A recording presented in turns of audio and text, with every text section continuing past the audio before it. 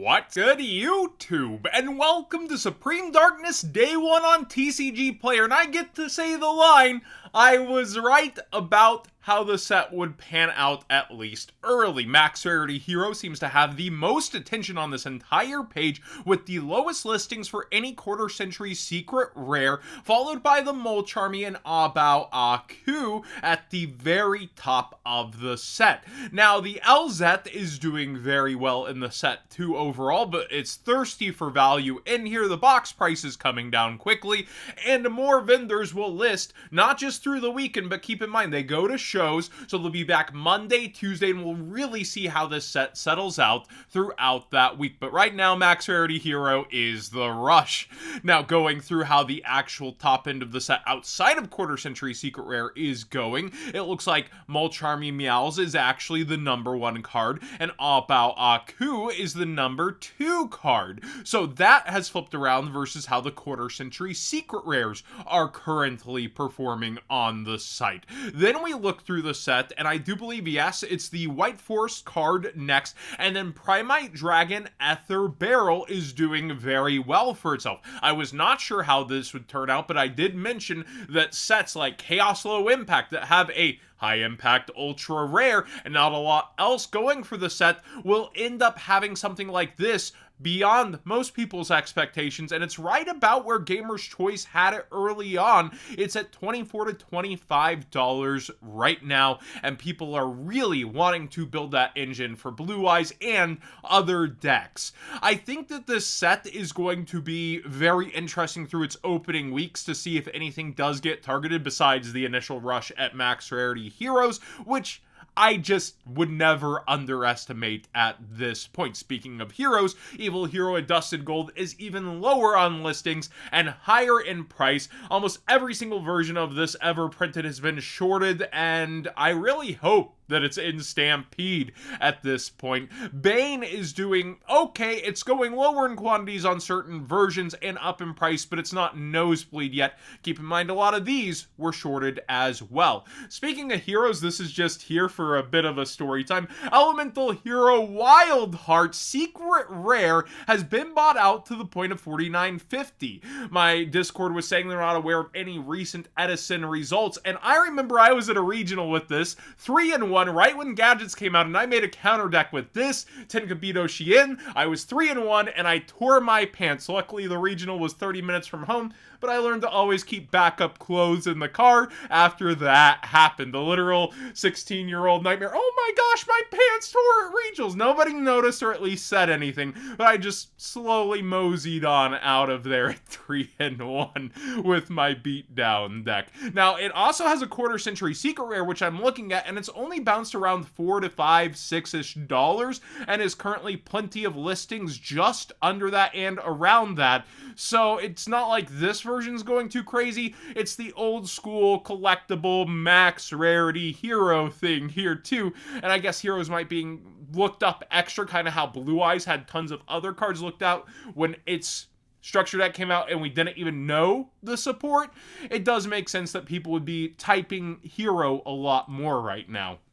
What Zexel Zoomer bought this out? I know you're on Twitter or Blue Sky or whatever social you Yugi Zoomers, but jokes aside, this has just gone up from like 90 cents to $1.70. It's a really cool LART actually with all these characters on it. I think it was a no-brainer that eventually over time this would creep up as a lot of larts get targeted. And speaking of Zexel, before we go into a ton more larts, because there's a lot of movement there, Reveltech number 39 Utopia is up for order. This is not sponsored at all. I got to some of the cards before going to the figures, but I think this looks so amazing for a posable figure. They did a great job, and it is under $100 at $85 right now, but keep in mind two things. This is based on the current exchange rate, and AmiAmi does not charge you until September. So a lot of things with this price alone could change, and then international shipping is a separate charge. I typically build a cart multiple times every single month of things I want and end up packaging them together to save on shipping, bringing the price down for each of my items just a bit. They'll go through playmats, sleeves, other things on this site as well if you keep looking out. So just keep that in mind that this is not the final price, and it could change as well, but really amazing job. And also, if you type Yu-Gi-Oh, it doesn't come up. They didn't put Yu-Gi-Oh anywhere on this page for the search option, so a lot of people missed this drop. Soul Drain Lost Art Promotion is also going pretty crazy over here.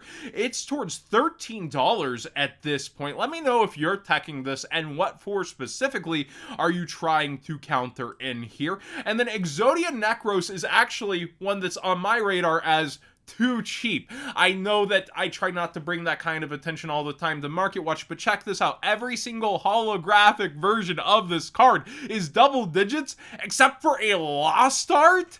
I would be, if I was still Vendor Man, probably piling these in my cart, using that TCG player link in the description down below, costing you nothing extra to support the channel directly for the cards you'd already be buying. Because right now it's closer to the common price. It's $3 for this bad boy, and I know Exodia Necros is a really hard card to get for people's collections, so I would definitely be considering that version of the card right now.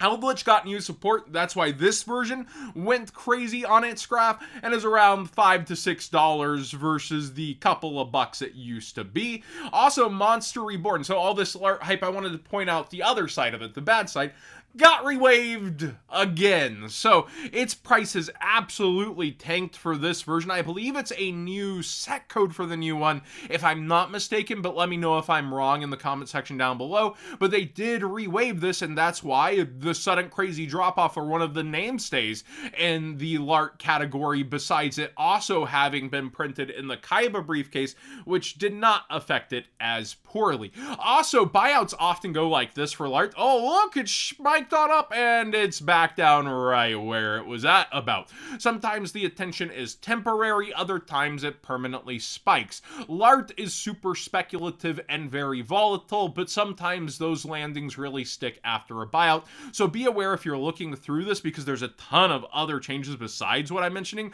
Look at that right leg of Exodia. What's going on with it versus the others? But seriously, lower quantities like Ring of Destruction for past formats, just a lot of movement is happening over here, and it seems to be getting focused. While things aren't as great in the main set, people start to look more towards the collectible side of things, it feels like. And then finally, the Ryugeis have been bought out on different things. I just wanted to point out another collector rare spiking in price, going up here, while I think the other ultra we focused on was $8 now, and here goes a collector rare towards $18, where you have a super rare that's still insanely easy access. I love things like this specifically, where you have one that anybody can play and it's holographic on top of it, and then you have a high rarity version doing a little something something in a set that already is doing so well for itself. What do you think about Supreme Darkness Day 1?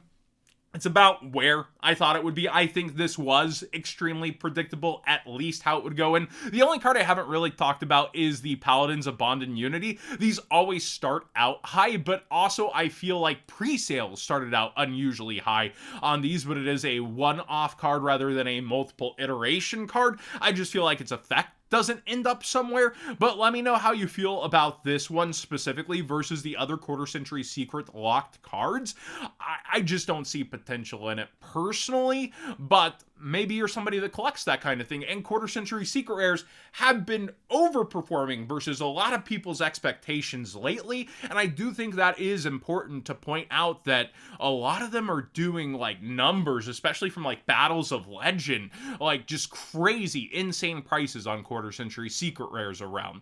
And what will Konami actually do after they run out of the ability to print quarter centuries and stuff like Stampede? Will there be a Starlight collection? Will they double dip backwards the other way, where quarter century secret rares ruin some Starlight values? Will Starlight start to ruin that? That's all speculation, card theory, but I'd like to know your thoughts sincerely. I like having these conversations on the market and where things can go.